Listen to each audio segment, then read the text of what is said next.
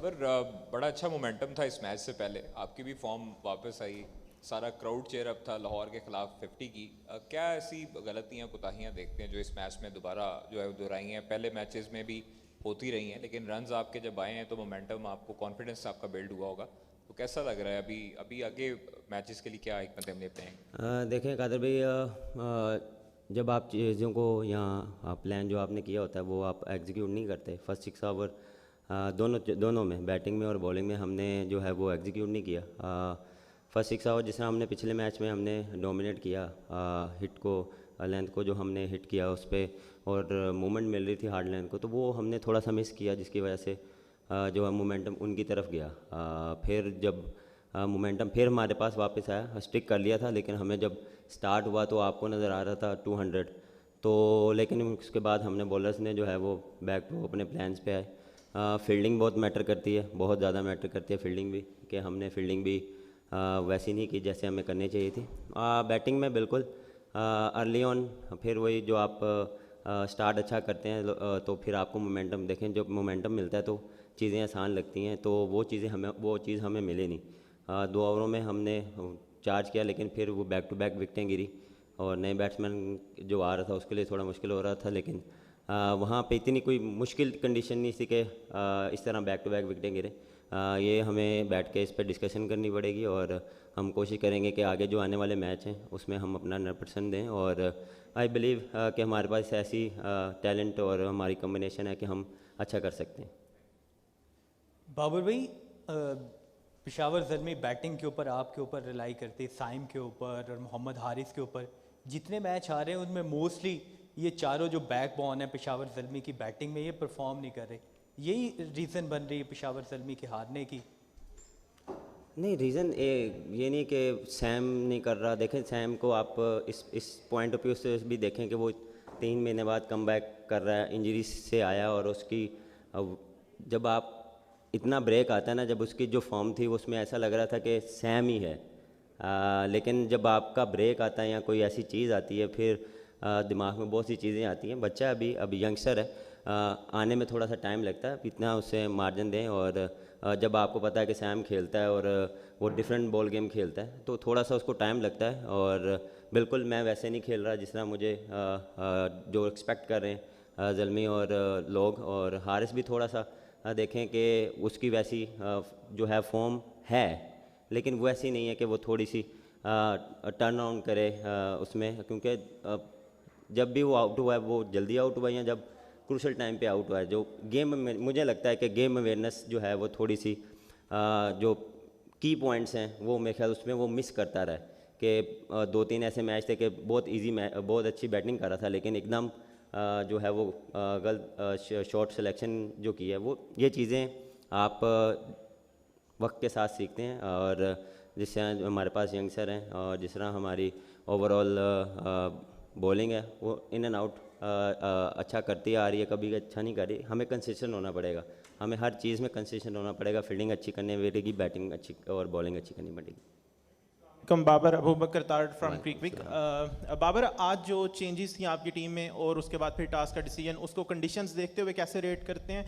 और दूसरा, आमिर ने आपको दोनों दफ़ा पीएसएल इसमें आउट किया है और काफ़ी एक्सपीरियंस बॉलर हैं, तो लास्ट टाइम भी बॉल थोड़ा फंस गया, तो आज किस तरह की कंडीशंस थी जब वो न्यू बॉल के साथ बॉलिंग कर रहे थे? वो भी काफ़ी एक्सपीरियंस है, तो आप भी काफ़ी एक्सपीरियंस बैटर हैं। देखें, लास्ट 2 मैचों में जो यहाँ पे मैच हुए हैं वहाँ ड्यू नहीं थी। हमारे मैच में थी, कल नहीं थी। आज मैं एक्सपेक्ट नहीं कर रहा था कि ड्यू आएगी। हमने सिर्फ ये प्लान किया था कि फर्स्ट जो है हम टॉस जीत के बॉलिंग ही करेंगे, क्योंकि हमारा जो मोमेंटम है वो काफ़ी अच्छा जा रहा है बॉलिंग में, और इसी को जेन में रखते हुए हमने बॉलिंग की है। और देखें, फिर वही बात कि चीज़ों को आप एग्जीक्यूट नहीं करेंगे, आप पहले बॉलिंग कर लें या बैटिंग कर लें, डजेंट मैटर, वो फिर आपको वो ऐसे ही कोस होती है। और देखें, जब सही नहीं खेलेंगे तो आउट ही होंगे सर। वो जो भी बॉलर हो, किसी भी बॉलर के अगेंस्ट हो, जब आप मिस्टेक करेंगे तो ये चीज़ें साथ साथ चलती रहती हैं।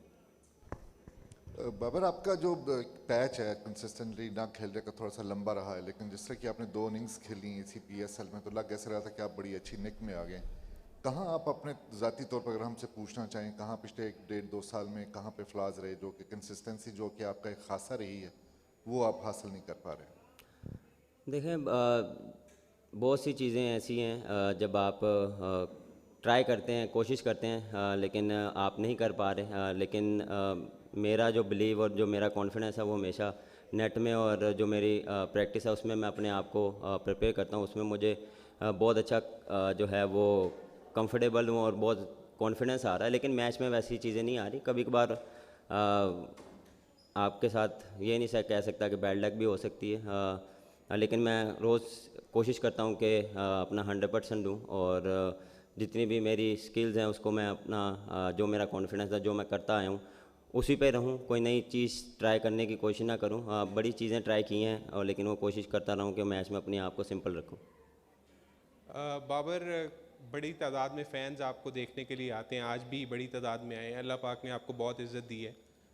कुछ फ़ैन्स मायूस हो जाते हैं जब आप कंसिस्टेंट परफॉर्म नहीं करते, तो उनको क्या पैगाम आप देंगे कि किस तरह से पुराना वाला बाबर जो है वो दोबारा आएगा और उनकी उम्मीदों पर पूरा उतरेगा? देखें, ये उन लोगों का प्यार है और उनसे मुझे कॉन्फिडेंस मिलता है। मुझे जो है हर रोज़ जब मैं ये चीज़ें देखता हूँ मेरी भी एक जो है वो उम्मीद यही होती है कि मैं हर मैच में करूँ। लेकिन देखें, इंसान है, गलतियाँ साथ साथ चलती हैं। आप अपने आप का बेस्ट देते हैं, आप कोशिश करते हैं कि आज मैं करूँगा, लेकिन आप नहीं कर पाते। क्रिकेट है, इसमें कभी आप सोच के नहीं जा सकते कि आप आज 100 करेंगे या 50 करेंगे। उसके पीछे बहुत सी जो हैं वो थॉट्स होती हैं। आपने कैसे पहले 6 ओवर खेलने हैं, उसके बाद कैसे इनिंग्स बिल्ड करनी है, टीम रिक्वायर्ड क्या है, कैसे आपने उस हिसाब से खेलना है, तो वो सारी चीज़ें होती हैं। बिल्कुल मैं भी मायूस होता हूँ जब लोग मायूस होते हैं। मेरी कोशिश ये होती है कि मैं जितना भी करूँ वो लोगों को खुशी उस पर दूँ मैं।